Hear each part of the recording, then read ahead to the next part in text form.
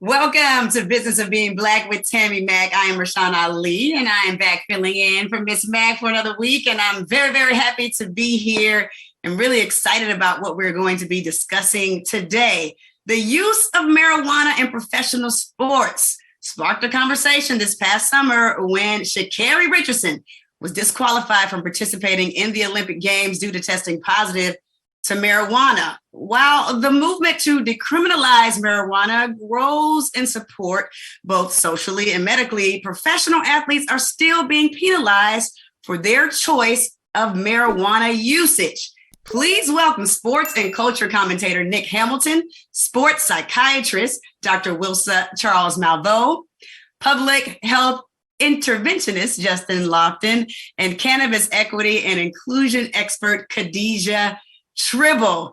All right, everybody, why should Black people care about marijuana usage in sports? And let's just start off with this question. Are Black athletes stereotyped more than white athletes when it comes to marijuana usage? Justin, do you want to be our first person to respond?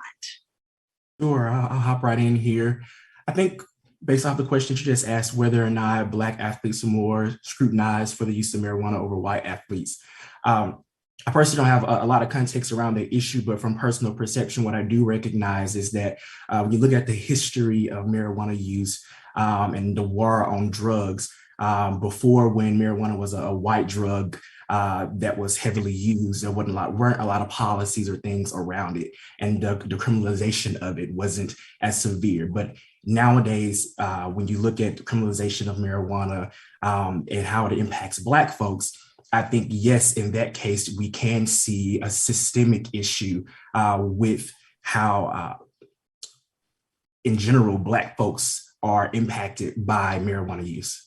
Right, absolutely, absolutely. Khadijah, I know that you are an advocate for marijuana. Black athletes, are they stereotyped because of their usage as opposed to white athletes? Well, let me just first say hello, beautiful Black people on this panel. Rashana, thanks for asking the question. Are Black athletes more scrutinized? Black people in general are more scrutinized. Let's be honest. The stats are very clear. Whites and Blacks use cannabis at about the same rate. Black people are locked up 4 times more than white people, right? And so, and the penalty is severe. Someone who is, say, 22 years old and caught with possession charges for marijuana, they're likely to be able to go on and live a very fruitful life. We know for sure that a Black person, same age, same makeup, is going to have a different set of outcomes. And it's no different when we talk about sports and athletes. You just look at Shikari, who was basically made to be a villain because she made a choice for her health and wellness, right? It was never even an option. It never gave her the benefit of the doubt that she was using in a legal state for reasons related to her health and wellness. They automatically went to the fact that she was smoking. And how can you smoke and run? The fact of the matter is there's so many different ways that you can consume cannabis, but when a Black person and cannabis is used in the same sentence, generally we're the lazy stoners who do nothing, right? So right. Nick, being that you're a sports and culture commentator, want to get your thoughts on, this and just kind of how Black athletes have to seemingly suffer more when being caught using marijuana. Your thoughts? Oh, absolutely. I mean, Black athletes are more vilified than their white counterparts. I mean, you look at Michael Phelps and when he did it versus when Shikari Richardson did it. I mean, look at the overall reaction from not only those who are in the Caucasian and other communities, but even folks in the Black community that condemned Shikari Richardson for what she did. I mean, they act like she sat there and just bought a kilo of cocaine. I mean, you would have thought she committed some type of criminal act when she the previous panelist said she did it for her mental health and well-being because of the tragic loss of her mother. And I do believe there's a lot of ignorance, and people choose to be ignorant these days because there's a lot of research that goes on that proves the fact of how impactful medical marijuana and marijuana itself can actually aid in the process of whether it has to do with healing, that has to do with other forms of injuries and things of that nature. So absolutely, they're vilified more because it's a lack of understanding, but it's not just because of that. It's the choice of lack of understanding and choosing to say, hey, we're going to uphold this person here versus this person over here. No. Marijuana does not discriminate. people of all races and genders take marijuana for various purposes. If it's right for one person over here, it should be right for the other person over there. Absolutely. Now, Dr. Charles Malveaux, do you think the stigma of marijuana in sports would be different if it was no longer a Schedule I drug? It's possible. I need to back up because, and I recognize that given what we're talking about, the perspective shared, this is going to be a different opinion. But in my work as a physician and also with athletes, I can't say that when you get to know the details that's in public eye in the media about what happened, and also the details in terms of why certain decisions were made this summer, it really doesn't boil down to a black or white issue. I think that, we talked about stigma, we talked about lack of understanding, we talked about available treatments. I think all of those things are true, but the problem is where that comes to play within our community, within the Black community. If there was less stigma about treatment of mental health issues, if there was less ignorance about options for treatment for mental health, if people were less worried about what the community might say or seeing an athlete as some kind of fallen hero because they're taking care of their mental health, that would give people space to actually seek treatments that are not banned, that are not going to get them in trouble. When you look at things that happened in 2021, there are several cases of athletes, even before Shikari, that were also sanctioned, had bans for up to 6 months because of their use of marijuana. Several of those were white male athletes in different sports, both Olympic and Paralympic athletes. So I really don't think that we can say, yes, absolutely, we know that there is discrimination within the Black community. But when we look at sports and we look at what happened, we really have to dig deeper if we're going to actually serve our community and find the root of the problem. Right. So when you say dig deeper, what does that entail, Dr. Charles Malveaux? That entails knowing the rules and knowing why things come into play. We have to be really careful not to build false equivalencies with things that happen. It's really easy to get passionate.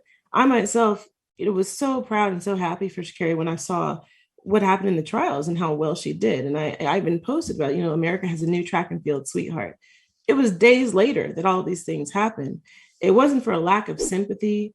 It wasn't for a lack of understanding. When we look at even statements that the major organizations that govern these things are making about what happened, and that wasn't it. The fact of the matter is, even before her case came up, there were other examples of athletes who do the same thing.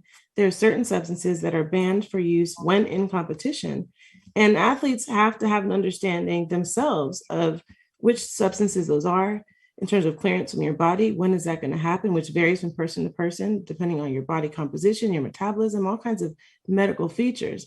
So we can't take that for granted and then lump this together with all the injustices that we actually do face as Black people in this country and as Black people in sports. Okay. Can I ask a question, though? Yeah, go ahead, Khadijah, go right ahead, and then we'll come to you, Nick. Doctor, I think you're bringing up some valid points, but I think it's one thing for her to be sanctioned. It's another thing for her to be totally canceled, right? I think if the community had not rallied behind her, we could have very easily have seen her not only lose her opportunity to compete, but her livelihood through her sponsorship and her future opportunities. And I think there is evidence that suggests that Black athletes have to do things. I mean, we can talk about Michael Vick and his dog issues, right? That brother almost lost his livelihood because he made a mistake. It was wrong to do.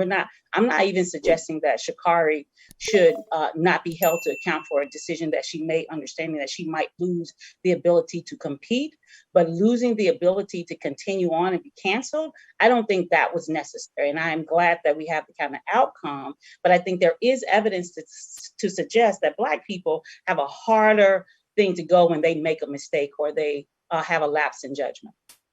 Nick, go right general.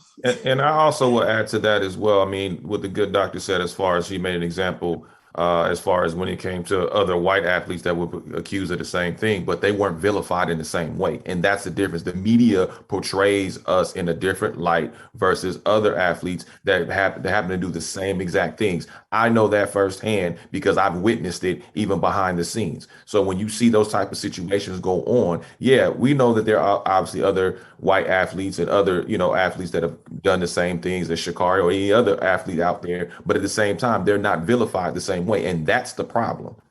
So we're conflating two different things. So we have to, you're talking about the media and we're talking about actual rules with these Yeah. regulations I'm and not. sporting organizations. So I just want to be clear.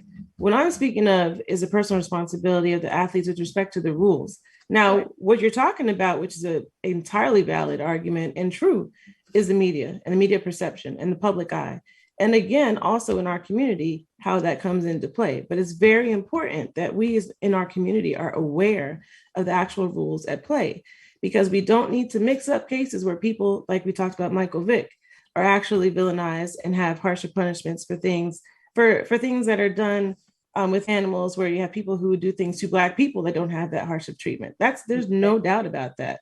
But we cannot mix those issues. Right. You're Justin, not mixing, I'm not mixing. I just want to jump in on that too, because I agree with you, Dr. Charles Malvo. One of the things I wrote down over here was that you can still be an advocate for a person who's done something, but you also have to have that certain level of personal responsibility or accountability that is there as well. You knew the context of the rules and regulations, and even if you didn't, it was still your responsibility to do your part to ensure that you were doing what needed to be done so that you didn't have to experience the shortcoming. However, I do, in a sense, when you think about the vilification of it, I don't think we're talking about it as a racial issue, but the question at hand is, should athletes be able to use recreational marijuana? And so it's not a Black or a white issue for me. It's if there are rules or institutional regulation and policies in place that say that you cannot do something, that is your personal responsibility, while also Black folks and communities being an advocate for those people as well. So